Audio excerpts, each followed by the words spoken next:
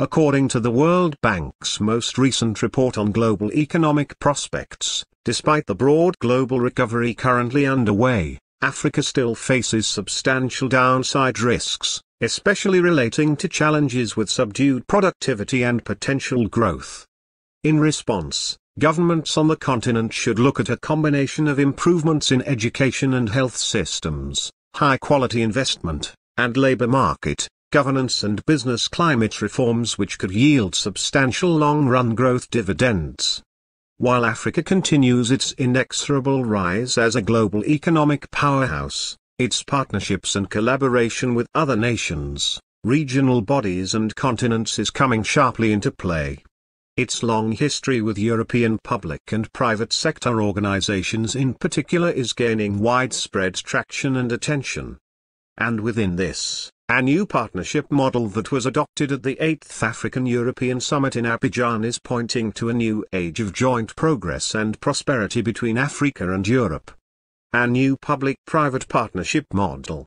A collaboration between several large multinational European technology companies, among them SAP, Nokia, Ericsson, Orange, and Philips, has proposed a new public-private sector governance model aimed at fostering digital transformation for development purposes in key developing regions. The Digital for Development, D4D, public-private governance model is aimed at identifying synergies between private sector business activities and European Union development activities with a view to long-term sustainable cooperation. Its first iteration shall be implemented for Africa, with the participation of relevant representatives of the African public and private sector, NGOs, local authorities, communities and people. The D4D public-private governance model takes a multi-layer approach to integrate the interests of the various stakeholders involved.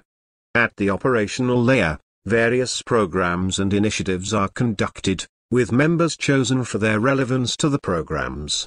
One key element is the expert groups formed from private sector companies, sectoral directors general from the European Commission and African Union, as well as European member states and NGOs interested in the sector for which the program is conducted: agriculture, healthcare, education, governance, smart cities, connectivity, etc. The groups will also be open to African countries or regional entities such as SADC or ECOWAS.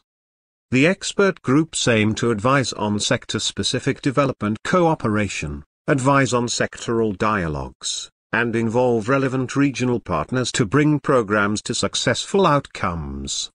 And at the strategic layer, the D4D Advisory Group will tie into the Sustainable Business for Africa platform, SB4A, to provide strategic advice and good practice experience.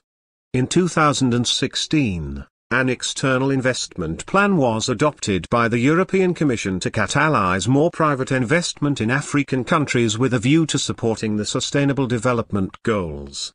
Dubbed the Sustainable Business for Africa, SB4A, platform, it provided an overarching structure for existing and new structured dialogues with the private sector to ultimately contribute to job creation, especially for youth and women, in African partner countries. Door open for cross-continent collaboration. The combinatorial nature of these initiatives may provide one of the most comprehensive and effective partnership models between African countries and their European counterparts to date, and will support them as they strive to achieve the Sustainable Development Goals. But European companies operating in Africa can already contribute a great deal to the development and digital transformation of the continent. SAP conducts a range of initiatives aimed at directly addressing key issues inherent in large parts of Africa. Africa Code Week, for example, empowers future generations with the coding tools and skills they need to thrive in the 21st century workforce and become key actors of Africa's economic development.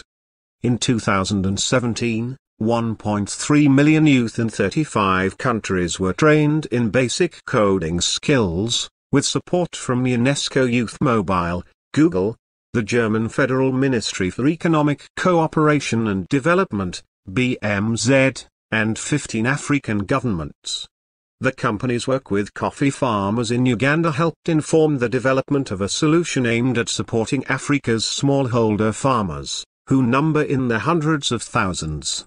The SAP Rural Sourcing Management solution links farmers digitally to the agricultural value chain through a suite of mobile business applications running on the SAP Cloud platform, creating a direct linkage with the formal economy and enabling smallholder farmers to solicit better prices for their crops, secure access to finance to purchase new equipment or seed types, and provide transparency in large food companies' supply chain, making their produce easier to sell on the global market.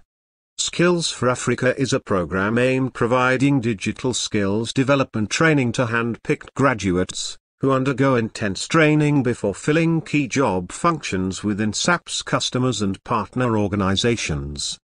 To date, more than 600 graduates have completed the training and have been placed in positions within SAP's customer base since 2012.